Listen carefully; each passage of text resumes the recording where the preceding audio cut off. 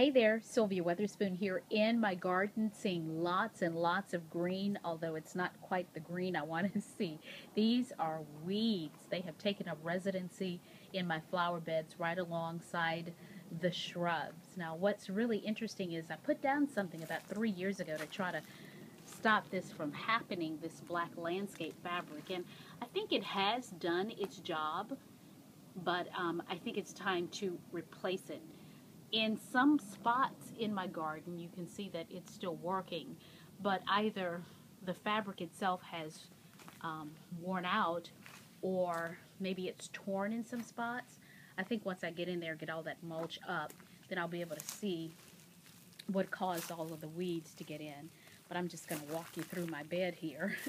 But you can see in some instances the weeds are taller than the plants. These are mums that I planted last fall. You can see that they're taller. What's really interesting is this is the first time I've planted mums, and they're coming back. I can see the little buds here. You see those? Are starting to already come back. So I'm not going to throw them away, and lots of green here.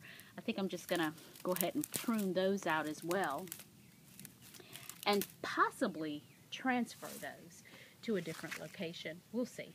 But I've got my pine straw here all ready to go, as well as a new roll of that landscape fabric that I'm going to put in. And I chose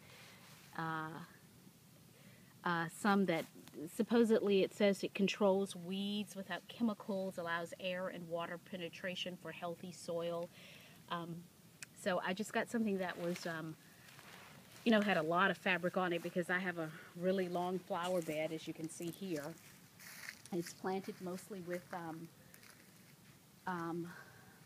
Indian hawthorn, and I have a little bed here of white roses. I actually have flower beds in my flower beds.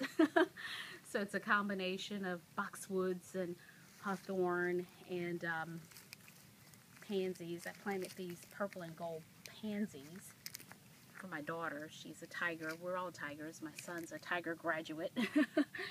And so I planted these for her during the fall, during football season. And they still look okay, but I think they've actually seen better days. So I'm going to pull those out, the boxwoods. And, we had a little bout of spring here, light temperatures, warm weather.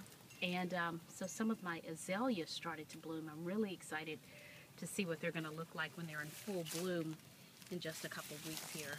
But the dominant thing that we're seeing right now in this garden are weeds.